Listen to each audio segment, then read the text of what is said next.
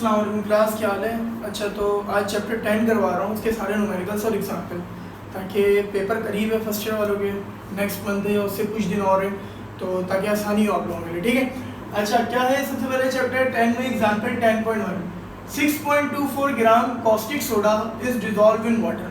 देखो सेंटेंस पढ़ते जाया करो, उसको साथ साथ लिखते जाया करो ताकि एग्जाम में इमेज बनते रहे। ठीक है, पूरे जुमले पढ़ के फिर उसको सोचा नहीं करो। ठीक है, तो क्या करना है, डेटा में सबसे पहले क्या करेंगे, मास किसका दिया हुआ है, NaOH का, या उसको कॉस्टिक सोडा भी बोलते हैं। कितना दिया हुआ भाई साहब, 6.24 ग्राम। आगे क्या कहता है, डिसॉल्व इन वाटर, एक सॉल्वेंट है, वाटर सॉल्वेंट के तौर पे यूज हो रहा है, उसमें डिसॉल्व कर दिया। सही है, वाटर क्या है, सॉल्वेंट के तौर पे यूज कर। And the solution is made to 100 cm। अब सॉल्यूशन जो बन रहा है वो कितना बन रहा है, मतलब वॉल्यूम ऑफ सॉल्यूशन कितना है, 100 cm3। सही।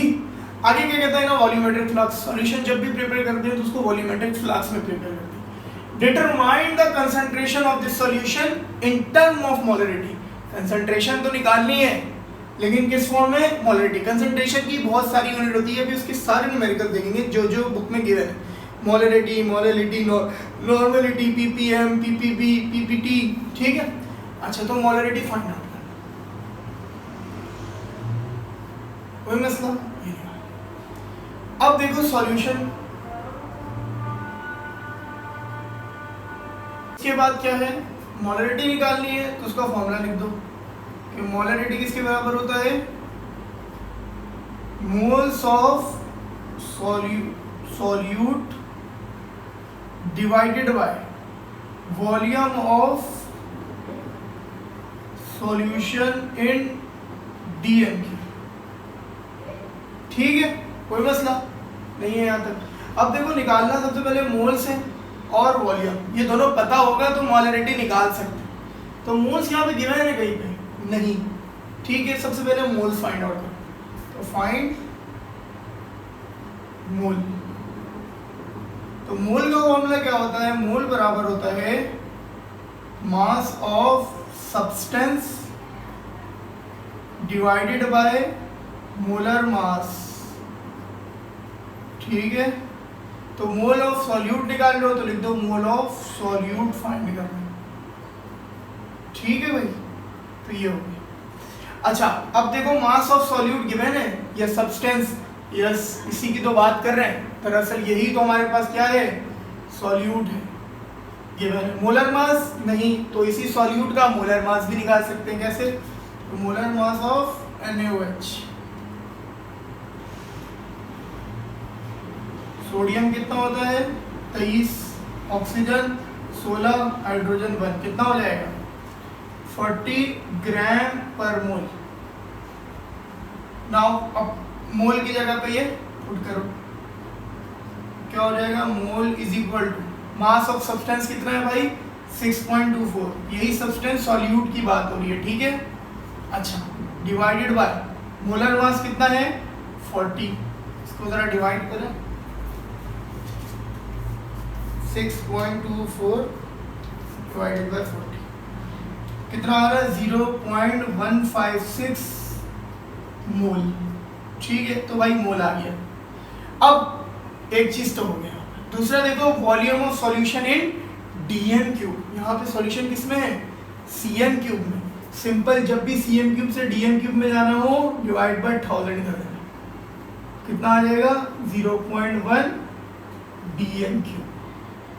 कोई मसला है यहाँ तक, ठीक है। अच्छा इसको इक्वेशन 1 नाम देना चाहते हो, दे दो। सो अब क्या करो, नाउ इक्वेशन 1 विल बी, ये सब इजाफी बातें लिखना चाहते हो लिखो, वरना डायरेक्ट काम करना चाहते हो डायरेक्ट करो। क्या होगा, molarity is equal two moles of solute कितना है, 0.156 डिवाइडेड बाय मोलर मास कितना है, वो sorry volume of solution in DMQ कितना है, 0.1। तो मोलरिटी कितनी निकल के आ जाएगी 0.156 डिवाइडेड बाय 0.1। 1.56। यूनिट क्या होगी भाई? देखो मोलरिटी की यूनिट कैपिटल एम भी लिख सकते हो, या मोल, देखो मोल पर डीएम क्यूब, तो ये भी यूनिट हो सकती है। ठीक है, तो ये हो गया आपका 10.1 का आंसर, इसको लिखें। अच्छा, तो अब एग्जाम्पल 10.2 है हमारे पास। क्या लिखा हुआ है? एन एक्वस सॉल्यूशन 1.2 मोलरिटी, उसकी मोलरिटी दे दी गई है, कितनी है? 1.2। ठीक है, आगे क्या कहता है? इज प्रिपेयर्ड बाय डिसॉल्विंग, अच्छा मोलरिटी यूनिट स्मॉल एम भी लिख सकते हो। ठीक है, is prepared by dissolving some amount of oxalic acid into 475 gram water. किसमें डिसॉल्व कर रहे हैं? सॉल्वेंट में। ठीक है, किसमें डिसॉल्व कर रहे हैं? सॉल्वेंट में। तो मास ऑफ सॉल्वेंट कितना दे दिया भाई? 475 ग्राम। कोई मसला? आगे determine the mass of oxalic acid, mass of oxalic acid निकालना है हमें। ठीक है भाई, आगे क्या कहता है? इन द सॉल्यूशन, कोई सॉल्यूशन में ऑक्सैलिक एसिड होगा। ठीक है, molecular mass of oxalic acid दे दिया गया, कितना है? मॉलिक्यूलर मास या मोलर मास के अंदर एक ही बात है, molecular mass of oxalic acid कितना है भाई? 126 ग्राम पर मोल। ठीक है, सॉल्यूशन।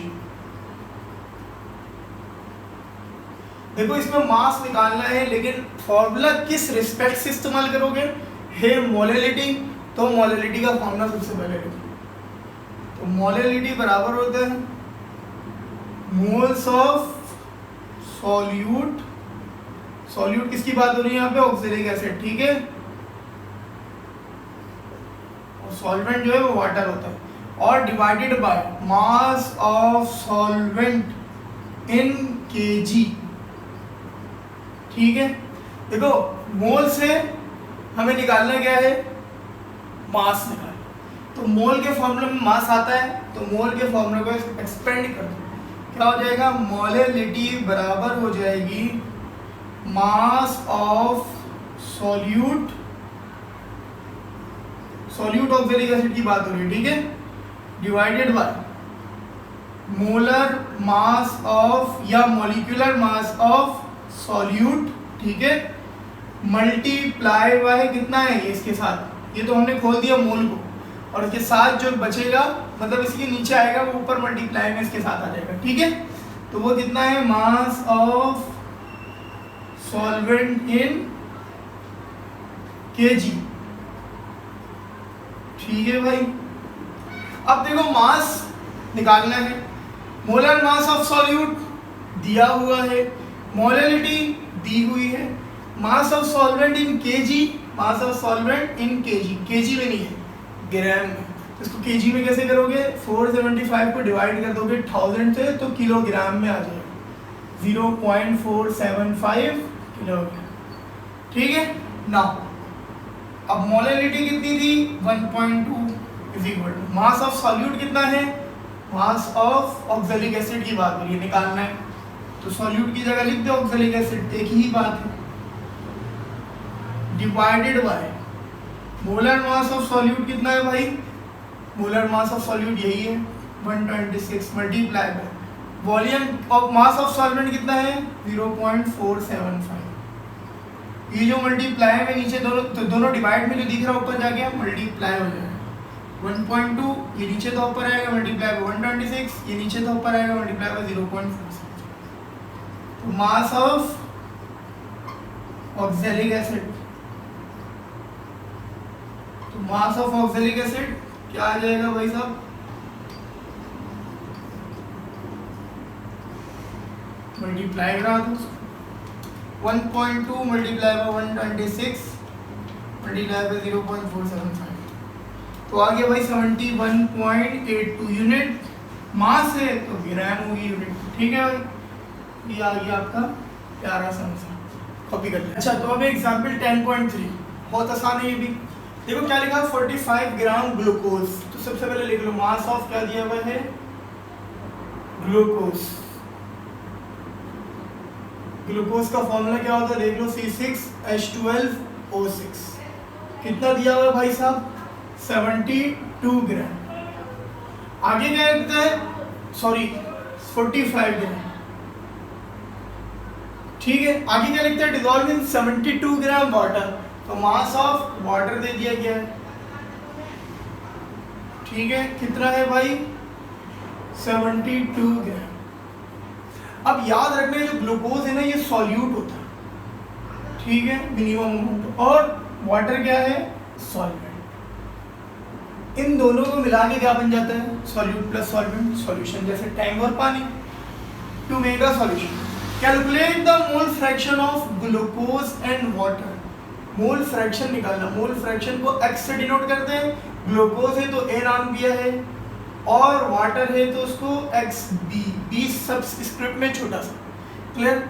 मोल फ्रैक्शन क्या बोलते हैं, जैसे टैंक और पानी मिला है तो बोल रहे हैं भाई टैंक का कितना प्रोपोर्शन है और पानी का कितना प्रोपोर्शन है, ये मोल फ्रैक्शन होता है, ठीक है। अच्छा, तो क्या है, ये फ्रैक्शन होता है, मोल निकालना है इसका, ठीक है। तो वो फ्रैक्शन है कि पानी कितना है और टैंक कितना है, एक सॉल्यूशन जो बना है टैंक और पानी मिला के, ठीक है। सॉल्यूशन देखो, XA का फॉर्मूला क्या होता है, याद है, XA, इसको नंबर नाम देते हैं, इसको 2 नाम देते हैं। तो XA का जो फॉर्मूला होता है वो होता है Na अपर Na प्लस Nb, ठीक है। अच्छा देखो, NaN मोल से, क्या है, मोल है, तो यहाँ पे क्या मोल दिया हुआ है, नहीं, मास है। तो Na जो है वो किसके लिए होगा, ग्लूकोज के लिए, और Nb वाटर के लिए, ऑब्वियसली, ठीक है। तो सबसे पहले फाइंड क्या कर लो, NaN Nb, ठीक है भाई। तो क्या हो जाएगा, अच्छा इसको अपनी तसल्ली के लिए इसको Ma और इसको Mb ना, ठीक है, ताकि कंफ्यूज ना। अब देखो मोलर मास निकालना पड़ेगा सबसे पहले दोनों का, तब जाके मोल निकलेगा। Molar mass of glucose, glucose का फॉर्मूला होता है C6H12O6, कार्बन होता है 12 multiply by 6, hydrogen 1 multiply by 12, oxygen 16 multiply by 6, इन सब का जो सम है वो आता है 180 ग्राम पर मोल, ठीक है। कैलकुलेट कर लेना आप लोग। इसी तरह वाटर का भी निकाल लो, molar mass of H2, hydrogen का होता है 1 मल्टीप्लाई बाय 2, क्योंकि इसका 2 है, प्लस 16, कितना होता है 18 ग्राम पर मोल, ठीक है। मोलर मास निकल गया, मोल निकल जाएगा। तो मोल ऑफ ग्लूकोज, जिसको Na का नाम दिए, क्या हो जाएगा, मास अपॉन मोलर मास। तो मास कितना है भाई साहब, तो मास ग्लूकोज का है 45, मोलर मास कितना आ गया 180, जरा करते हैं कितना आ जाएगा, 0.25, क्या यूनिट, मोल। इसी तरह मोल ऑफ वाटर, वाटर के लिए Nb, तो मास अपॉन मोलर मास। तो मास ऑफ वाटर कितना है भाई साहब 72, और मोलर मास ऑफ वाटर कितना है 18, 18 18 36 72, 4 मोल है, ठीक है भाई साहब, एक बार कर भी लेते हैं, सही है। अच्छा, अब यहाँ पे निकाल दो x और xb। तो यहाँ पे लिख दो इक्वेशन 1, मैंने बोला काम को एक्सपेंड करना चाहते हो करो। सो इक्वेशन 1 विल बी, क्या हो जाएगा भाई, x से Na कितना है भाई साहब, ये रहा Na 0.25 divided by Na plus Nb, तो Na पता है 0.25 और Nb कितना है भाई, अभी निकाला है 4 मोल, ठीक है।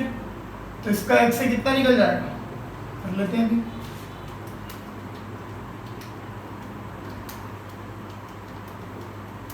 तो आ गया हमारे पास 0.058 यूनिट क्या होगी, कुछ भी नहीं, क्यों, ऊपर भी मोल है नीचे भी मोल है, दोनों मोल है, कैंसिल हो। अच्छा नाउ अब XB के लिए निकाल दो, तो XB के लिए क्या हो जाएगा NB, अब ये वाटर की बात हो रही है, ठीक है, और डिवाइड में total Na plus Nb, total रहेगा, NC के लिए काम होगा तो divide by Na plus Nb plus NC, ठीक है। Nb कितना है 4 मोल, एन ए कितना है 0.25, एन बी कितना है 4, बताओ एक्स बी का फ्रैक्शन कितना है? तो 0.25 हो गया 4 डिवाइड बाय 3, तो आ गया हमारे पास 0.9417 यूनिट कुछ भी नहीं। अच्छा, इसको वेरिफिकेशन करने का तरीका क्या है, अगर आपने सही किया नहीं किया तो एक्स ए प्लस एक्स बी करोगे 1 के इक्वल आना चाहिए, तो करोगे तो 0.9999, ये क्या पता 1 भी आ रहा हो, चेक कर लेना, ठीक है। तो ये हो गया आपका आंसर। तो ये वेरिफिकेशन ऐसे ही करना रफ में, बस यहाँ तक आपका काम हो गया।